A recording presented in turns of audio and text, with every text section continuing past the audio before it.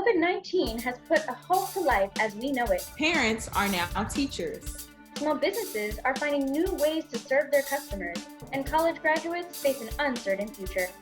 Former Vice President Joe Biden is on track to become the Democratic nominee for president. And Howard moves forward with a new football coach.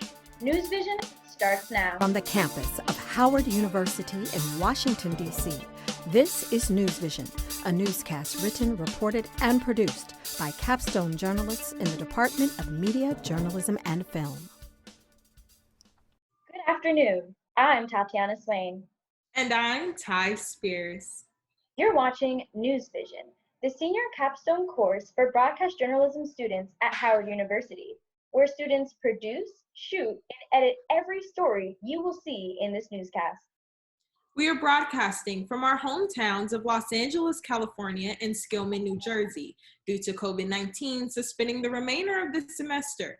However, social distancing will not stop us from bringing you the news. In this broadcast, we will cover how the novel coronavirus has changed the lives of everyone.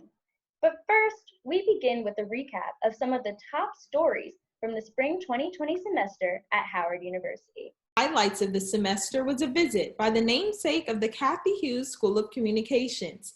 Media mogul Miss Cathy Hughes kicked off Women's History Month by taking part in a casual and informative discussion with students and faculty.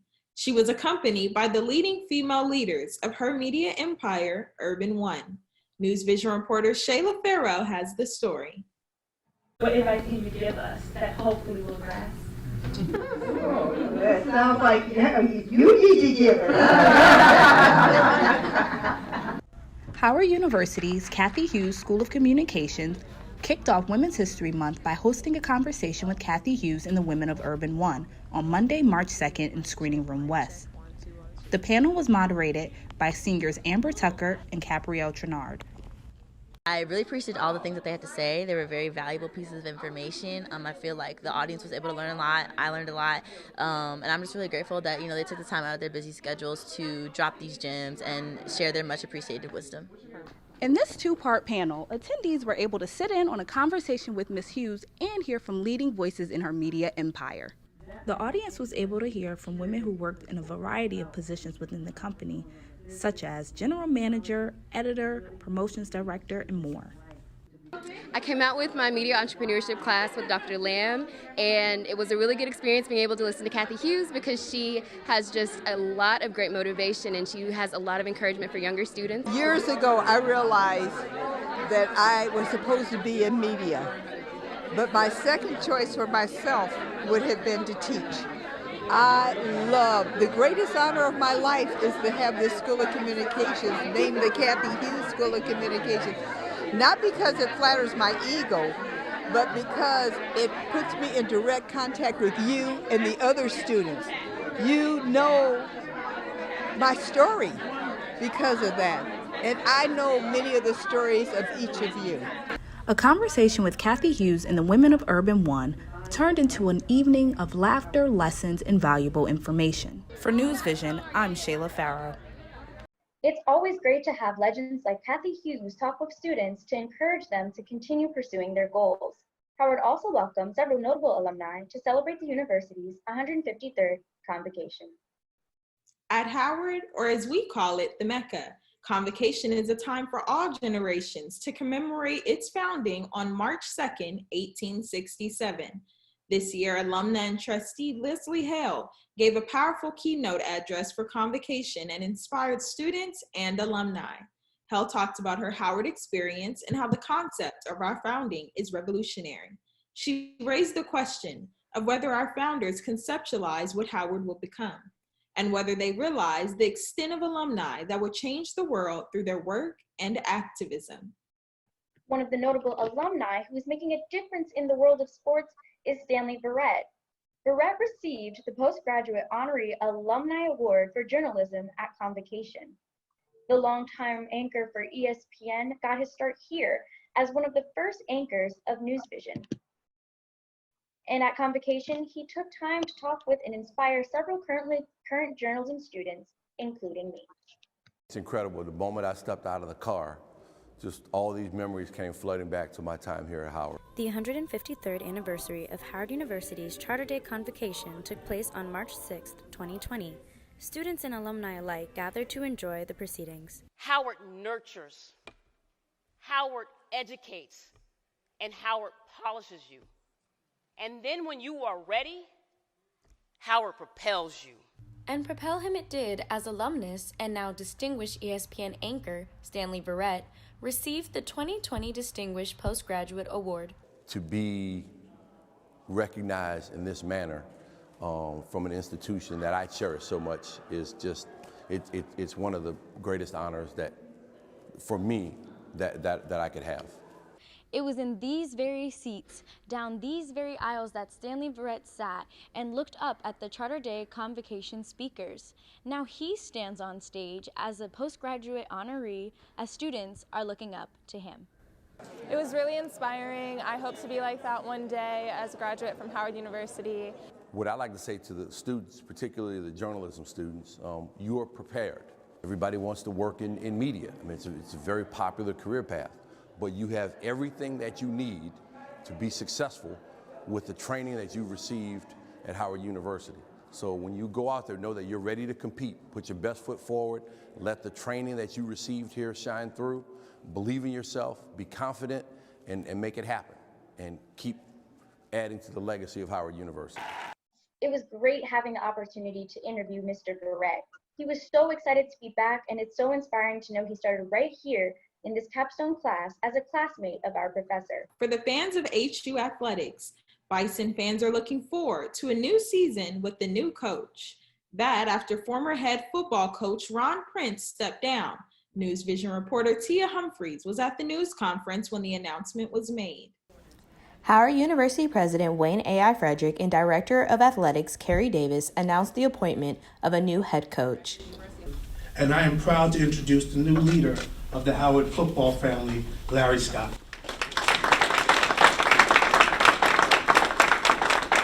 Scott is a seasoned coach with over 10 years of experience. He worked as a tight end coach for the University of Florida and the University of Miami before serving as interim head coach. He became emotional while discussing the impact football has had on his life so far. Having the opportunity to be called coach and to call yourself a coach, I think, is one of the biggest responsibilities that a man can have. Coach Larry Scott is excited to implement what he has learned while coaching at Big Ten schools. He even expresses what it means to him to be coaching at an HBCU like Howard. That's not to say that any young person in this world is more or less insignificant than anyone else. I'm just saying that here and at this opportunity and with this time and day that we live in, for me personally, it just means more than. Coach Larry Scott will make his coaching debut here in Green Stadium next fall. For NewsVision, I'm Tia Humphries. We're excited to see how Coach Scott's passion will transfer to the field. There will also be some new energy at the golf course. Thanks to senior Otis Ferguson, NBA star Steph Curry will be sponsoring the university's Division I golf program for the first 6 years. The university recently announced Sam Puryear as the director of the golf program. As the first African-American head coach at a Power 5 conference, Puryear is expected to lead our Bison into a great first season. While the golf team prepares for its first season, the women's soccer team is kicking up some online attention.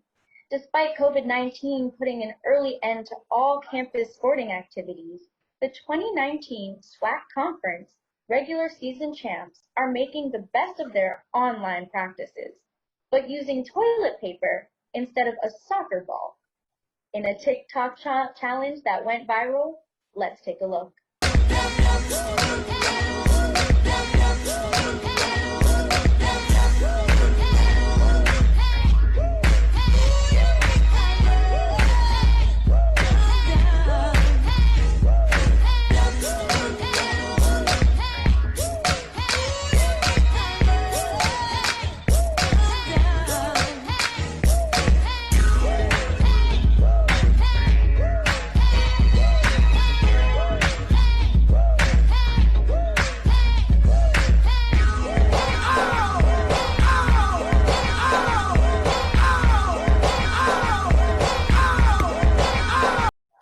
like TikTok has almost become a national pastime as people practice social distancing. We'll see why it's becoming so popular. And with Howard being in the nation's capital, we get to see firsthand how much of the national news unfolds. Up next, a recap of everything you need to know for the 2020 presidential election. It's NewsVision or nothing. Even in the midst of a pandemic, the Capstone NewsVision team is still your go-to source for all things news-related. You can't go wrong with a team of dedicated reporters defending your right to information. We believe in excellence without excuse. So keep up with NewsVision if you want to be in the know. It's NewsVision or nothing. With election season heating up, journalists will have to find new ways to cover the 2020 election.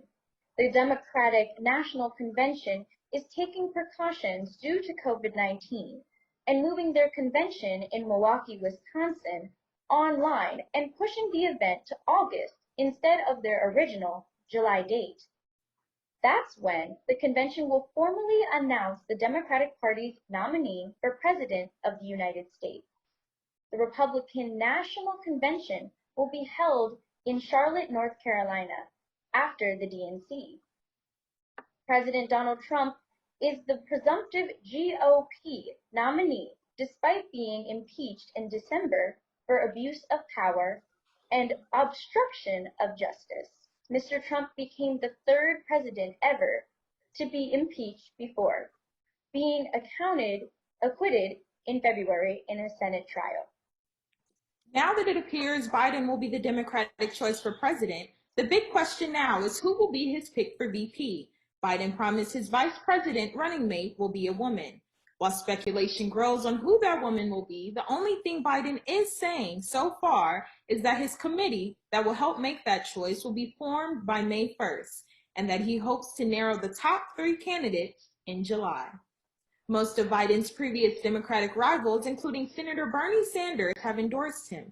And on April 14th, former President Barack Obama gave his seal of approval. The kind of leadership that's guided by knowledge and experience, honesty and humility, empathy and grace. That kind of leadership doesn't just belong in our state capitals and mayor's offices. It belongs in the White House. And that's why I'm so proud to endorse Joe Biden for President of the United States. Now that you're all caught up on prospective members and nominees, here's what you need to know for the November election. Congress has set the date for the U.S. presidential elections to be held on Tuesday, November 3rd, despite COVID-19.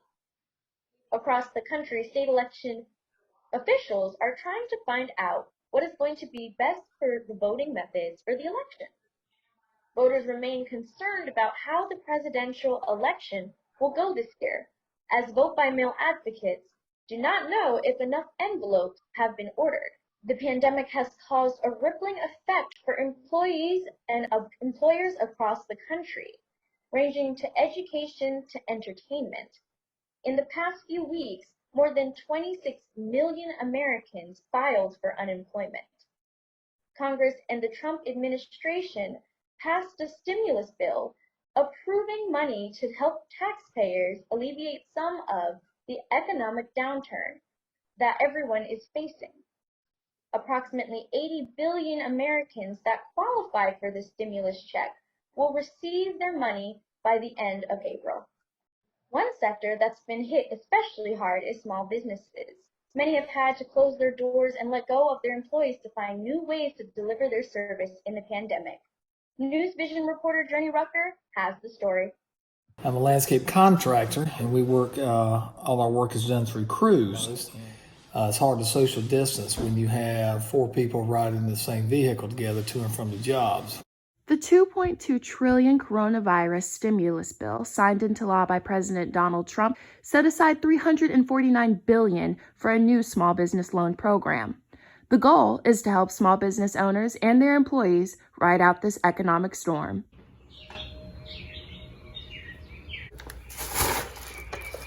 From Fortune 500 companies to small businesses, everyone is affected by the coronavirus pandemic.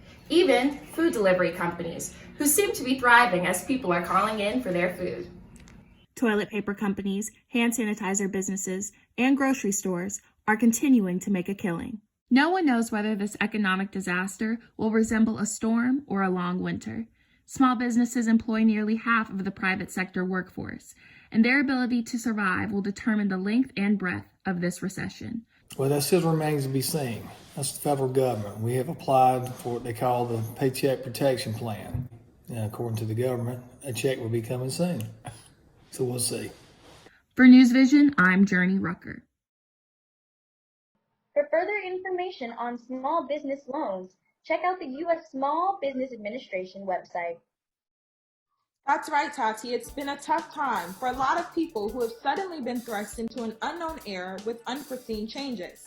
Coming up next, we talk about how students, parents, and families who've lost loved ones are facing challenges during this global pandemic.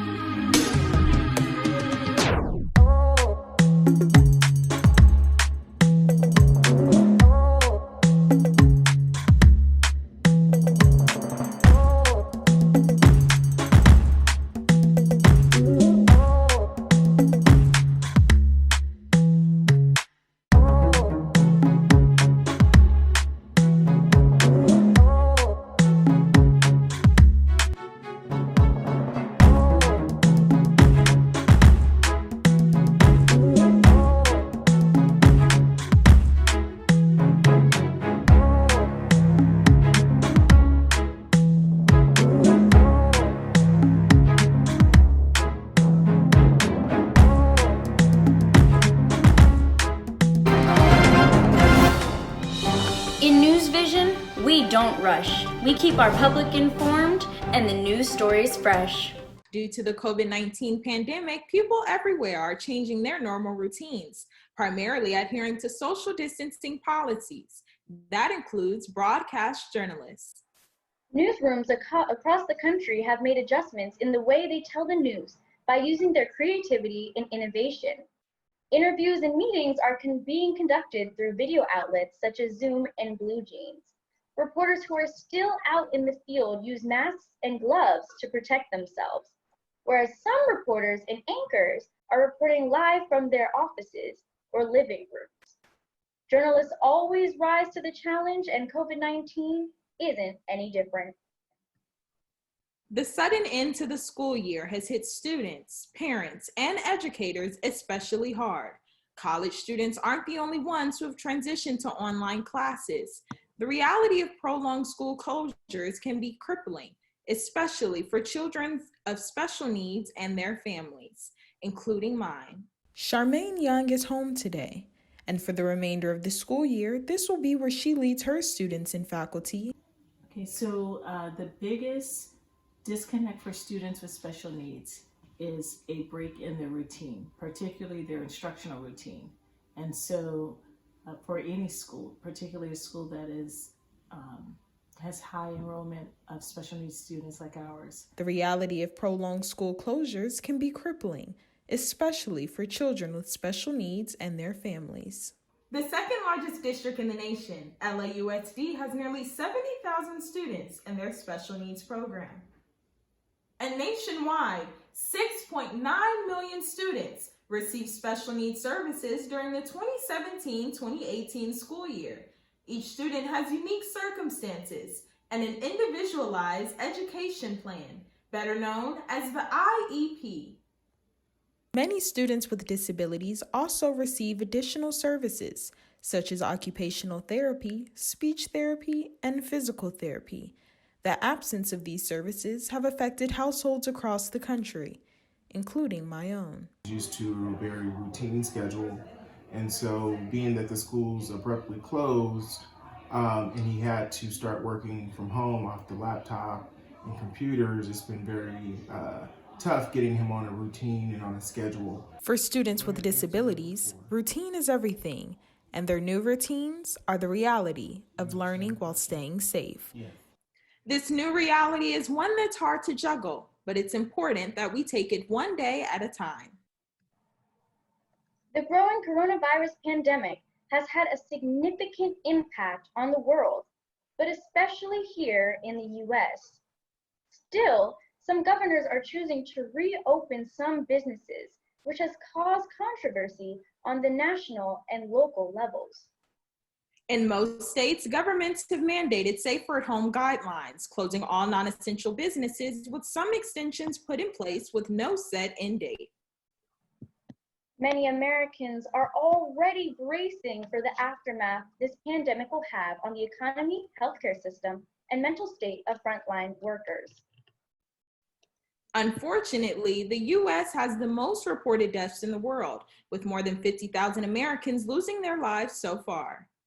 Epidemiologists warn Americans that they're not clear as to what's going to happen, or as though there's going to be a second wave of the virus. The rate of untimely deaths is alarming, and the coronavirus is making it even harder for families to say goodbye to their loved ones. NewsVision reporter Tia Humphries shows us how funeral homes in Central Florida are dealing with this new challenge. Mitchell's Funeral Home, located in Orlando, Florida, has served their local community for over 50 years. The family-owned and operated funeral home is known for their attention to detail and their loving comfort during one of life's hardest moments. However, Mitchell's Funeral Home director Kimberly Mitchell says they must continue to take precaution during the COVID-19 pandemic. Universal precaution is used always.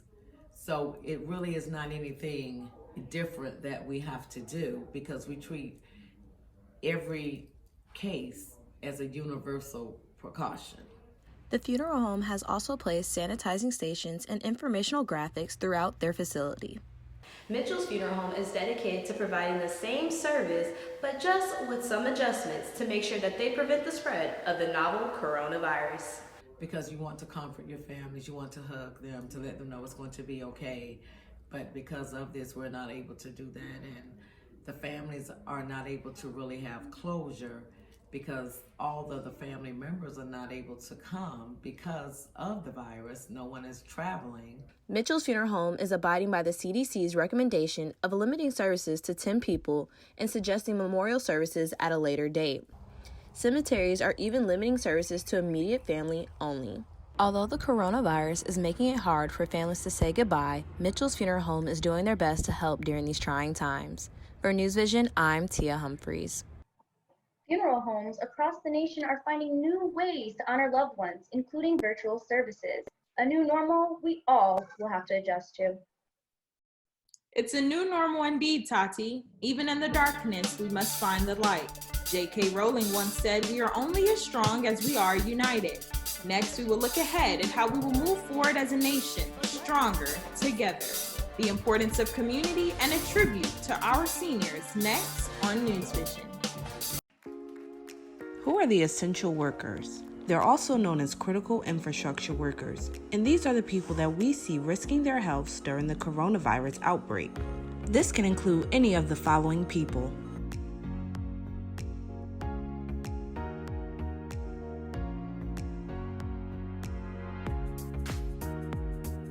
be aware of any rules and regulations put in place in your state. These employees are standing on the front line when many others would be scared. Remember to be kind to essential workers because they're human and they have families too. It's important to show appreciation for the people risking their lives. So here are some gift ideas for essential workers.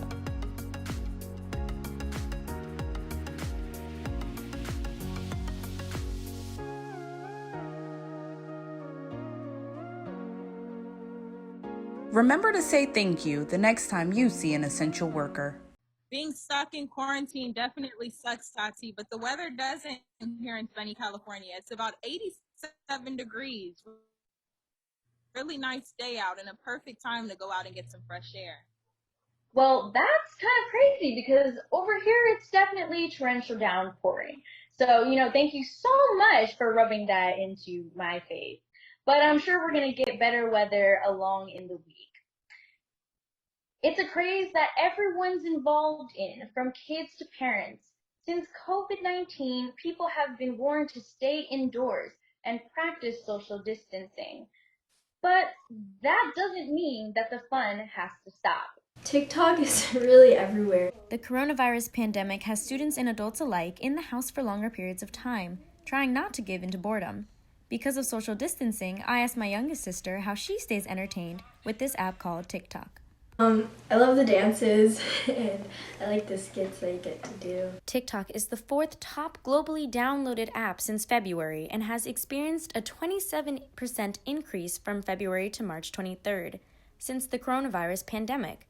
But what makes this app so popular? Miss Sabrina Cobb is a mom who has participated in TikTok with her younger daughter and shares her reasons why it's so special. During this time where we're isolated with family, I'm seeing a lot of family members getting involved together. It's the fun thing to do, right? And be part of the big craze that's taking place today. TikTok is an easy app to use for many things, such as dance trends, makeup tutorials, or even changing your perspective. Recently, a lot of people have been creating a lot of funny videos regarding the coronavirus. We want people to shed light on the situation, but we want people to also understand the severity of the situation as well. TikTok has a section to help debunk myths about the coronavirus.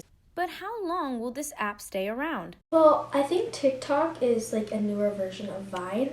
So I feel like it'll be around for a little bit, but then there will be another app that will overpower it. But for now, TikTok is where she wants to be. I had a couple of new moves now after doing that story, and I don't mean to brag, but I'm basically a TikTok expert. However, COVID-19 is a serious pandemic, so staying active and keeping yourself occupied at a time like this is key to not only living in, but surviving a pandemic. I hate to admit it, Tati, but I have better moves and weather. Another way to manage during this time is by spreading hope. That's what one Santa Clarita community here in California is calling it. Decorated rocks started appearing weeks ago, early in the COVID-19 lockdown. Now they're spreading kindness and hope, one rock at a time. Peace, love, and share your smile are just a few messages written on rocks throughout one Santa Clarita neighborhood. I think it just gives me something to do and something to look forward to at the end of the day. The idea of them is great. As the boredom of quarantining at home is kicked in for many families, the number of people walking and biking in the area has grown. So has the number of rocks. The bright colors and whimsical art painted on the rocks have lit up the sidewalks and brought the community closer. I think it's a really great opportunity for the community to get to know each other and come together and have something to do together. In the wake of the recent coronavirus outbreak, Haley, a May 2020 graduate at Northern Arizona University, returned home to finish the remainder of the school year. I think it's a great opportunity to meet my neighbors now that I'm back home. And it gives me something that, makes me feel like I'm back in school because I had one in college. And it was great. If you have the time and the supplies, find a way to spread kindness in your own community. It doesn't take much to make one person's day.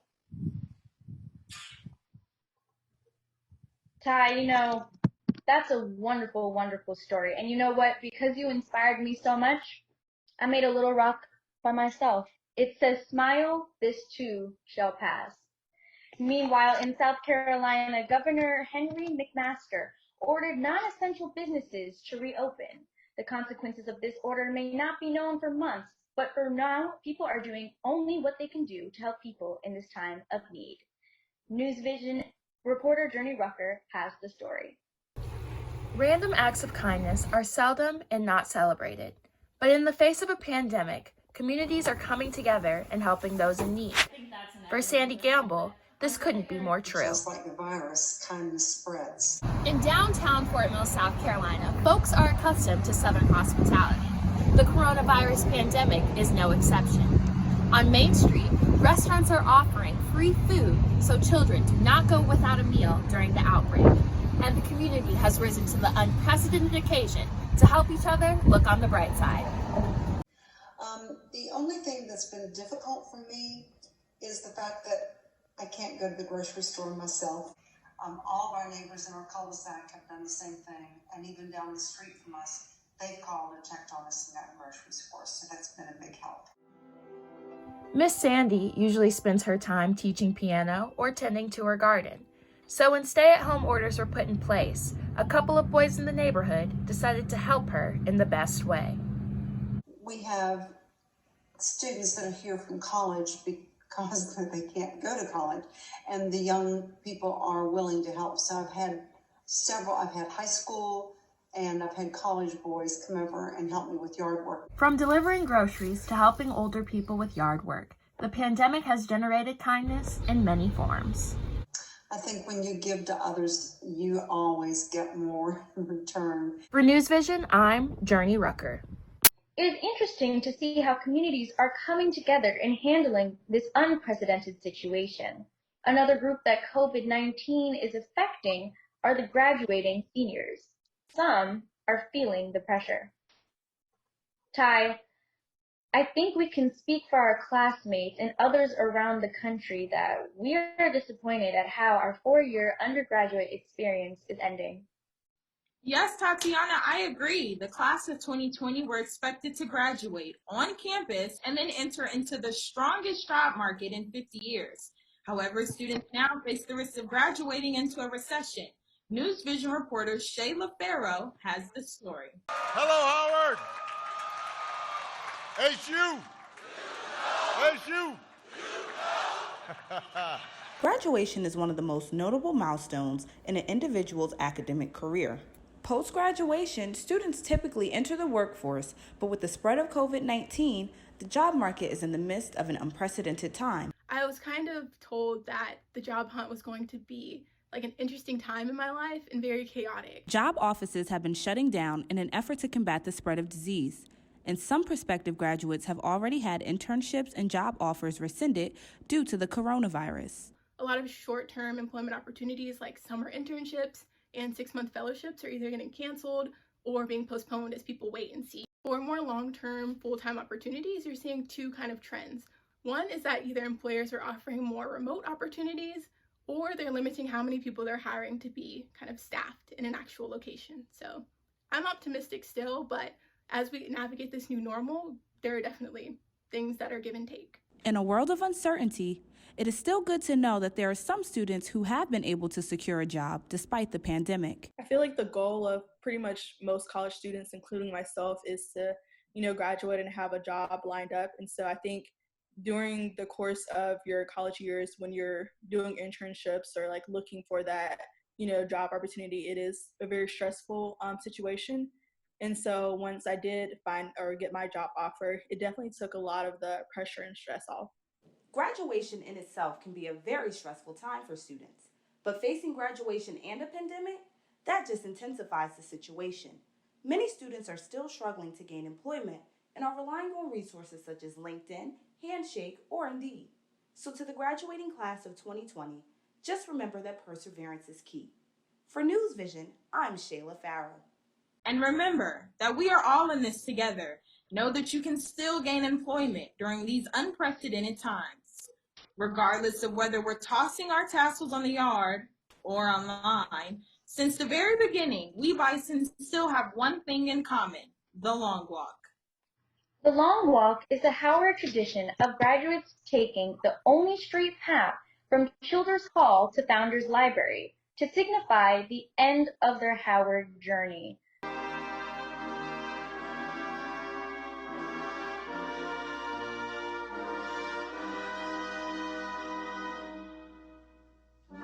The last long walk kind of symbolizes a closing out of this chapter in my life. When I look back, it's like Howard really made me, so it's nice to look back at the person that I was freshman year and then the person that I'm leaving.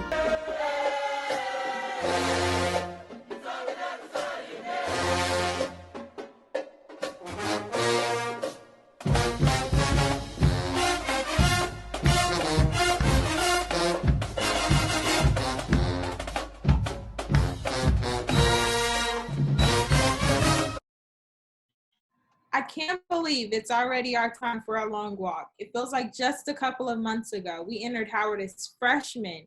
How do you feel about all of this, Tati? Sai, I feel the exact same way. I mean, we came in for 4 years. In the blink of an eye, those 4 years are over. And then now we're graduating with all these amazing memories. I feel blessed. Blessed, and I'm so proud of us. Throughout the semester, the dedicated team of NewsVision journalists have worked hard to bring you the stories that matter most, from working in the classroom to transitioning online to getting creative with how we tell our stories. And to how we've held our classes. We weren't able to use Studio A, but we met each week to discuss our stories. From Howard News to COVID-19, we've had you covered. And in the words of Professor Thomas, we believe in excellence without excuse. We thank you for making sure we didn't give up and helping us become the journalists we are today. We also thank everyone in the Kathy Hughes School of Communications. Remember that NewsVision is the go-to source for all things news. To the graduating class of 2020, congratulations. This will definitely be a year that goes down in the history books for many reasons. I'm Tatiana Swain. And I'm Ty Spears. On behalf of our Spring 2020 NewsVision capstone class, the Fab Five, congratulations to the class of HU20. And that's a wrap.